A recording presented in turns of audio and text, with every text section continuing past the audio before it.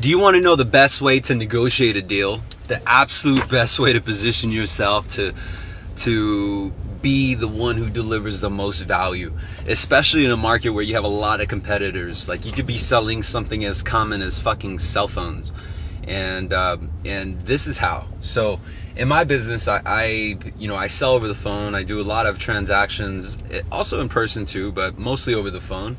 And I have a challenge with obviously not being able to see my clients and my prospects having the option to essentially go outside or go down the street or go within their own town. And so I do business all throughout the country, and most of my leads are generated through internet aggregate leads, and also past clients as well. And regardless if they were a past client of mine, or if you probably agree with this, loyalty now is very thin. It's a rare fucking commodity now with our clients. It's like there's no when I find the word, I'm gonna get back to you on it. But I guess what I'm saying is, you got a competitor with $50 and $50 lesser in cost, or maybe they got this special that you don't have. And regardless of the history, the work, or the fucking time you put into that prospect, they're gonna, they'll leave you at a drop of a dime. And, we can't get mad at consumers. We'd probably do the same if we're in their shoes. So the question is, how do you basically stand out from the competitors? What if you're not even really better priced than them, right? And so we got that challenge that we're always kind of stuck with, and this is what I found work. Now, in my business, it's very common for our prospects to ask for a free service. Free service by way of no closing cost, or no lender fees, or no underwriting fees. Basically, my prospects don't want to pay shit, and they want the fucking world. Does that sound familiar for you? Well, this is how I get by it. Now, I manage right now, and I give this same advice to those that I manage, those that I mentor, even those who are not in my industry. And it's worked. It does work. It has been proven to work, not only from my practice, but also the practice of those that I oversee, as well as those that I've come across, and those already using this method to some degree. And the reason why I'm telling you why my clients, or what my clients commonly ask for as far as no closing costs, is because there are obviously closing costs. Clients will call in all the time, or prospects will call in all the time, asking if there's fees, as if these vendors, such as title, escrow, appraisal, credit card companies, processing, as if they all work for free, as if there's a particular program available where they're just like, you know what, don't pay me on this one, I'm just gonna go ahead and do this work. And mind you, it's about a 45-day turn cycle, so it's 45 days of work, babysitting, processing, updating, structuring, and hedging, and all these factors that play a role. And why do prospects ask, or demand, I should say, for free no-cost service? Is because media. It's because social media, because of commercials, because your competitor can whore out their service in hopes to capture more market share, with the intent to flip them again in the future and make back their investment. And so where I'm getting at is, you may be in this particular trade, or in the very similar boat, and I want you to be able to apply this to your sales as well, if you're not in the same business as me. But commonly, we break up our fees in 3 different ways. It's appraisal, lender fee, and then all fees combined. And appraisal being usually the smallest. Let's say it's about $500. Lender fee usually about $2,000, anywhere to some lenders up, it's probably low as $1,000. But typically it's about $2,000. And then you got title, escrow, notary, all these other third parties that are part of the process that make up the difference. And so the fees in themselves could be anywhere from $3,600 to $8,600. Some cases multiple, in the thousands of dollars range. So, depending on the program, I've seen fees go upwards to about $18,000 to $20,000. That's the size of a fucking sedan car, and this is apparent because when you work for a company, or work for an industry, you understand the details beyond the details that are perceived by the consumer. so you understand the dynamics, you understand the details, you understand the verbiage, the lingo, the abbreviations, the process, the steps behind. And where I've seen it become a challenge for most sales reps or sales agents is that they go and try to explain every detail, every specific. And what I found that has done is it's actually made it not only confusing, but also hard for the prospect to purchase, because they just simply don't understand what the fuck they're talking about. And it's human nature, when we take a step back and we understand that it's human nature to fear, avoid, and repel from anything you don't understand. Think about it. Anything you don't understand, you shy away from, or you just don't participate. Very few are going to want to learn more. And where I'm getting at is if that's in your boat, this is what I would usually do.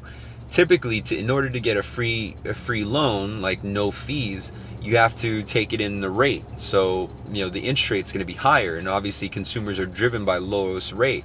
So they want the best of both worlds. They want the lowest rate, no costs at all, and they want it done in an hour. And the process is like 45 days. Again, can't be mad at consumers, so this is the method. So when you're putting together your proposal and you're structuring the offer, you want to make sure that, number one, they're worth your time. You don't want to enter into negotiation for a prospect that simply does not qualify for what you have. But when you do enter into a pitch, or when you're working up and structuring a file or a deal for the pitch or the presentation, you want to be coherent of not only the conversation. I've got plenty of videos on how to dissect and extract the information you need to properly close them, but nonetheless, you're going to come up with the same objections, no matter how good you are. And those objections are, I want the lowest rate, I want the lowest fees. And so typically what we do is, before we present, we structure and we price out the loan or the file, right? And depending on our conversation, we're going to figure out whether or not this person is fee sensitive. And if they are, we're going to look for a no closer, which basically means that you have enough lender credit to cover all the closing costs. Now, let's just say, for example, in this case, keep it simple, $3,000 is the total closing cost for the loan. And the difference in the interest rate, let's say it's 4% to 4.5%, and I'll just use easy numbers so to make this simple. Let's say a competitor is shooting interest rates at low 4s, no closer. But in order for you to match or beat that no closer, you have to jack your rate up to 0.5 point higher than the rest. And believe me, that makes a difference.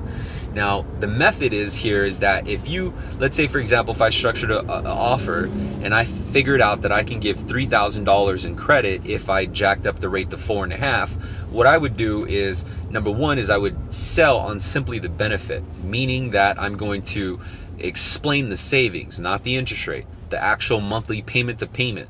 And then I'm going to start helping them spend that savings, meaning that I'm creating solutions with the savings. And so that extra cash flow will allow them to achieve A, B, and C. And that A, B, and C is what I extracted in that first phone call. But let's say I need 4.5 to deliver $3,000 in total lender credit. Other words, no closer, no closing costs to the prospect.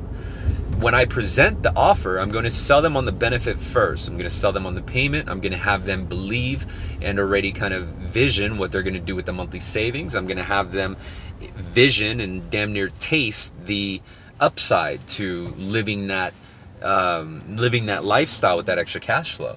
But when I present it, and let's say I was already approved for $3,000 in lender credit to make it a no-close deal at 4.5%, I'm going to present it in a different way. Because again, I understand the dynamics, the verbiage, the lingo, the details behind the scenes.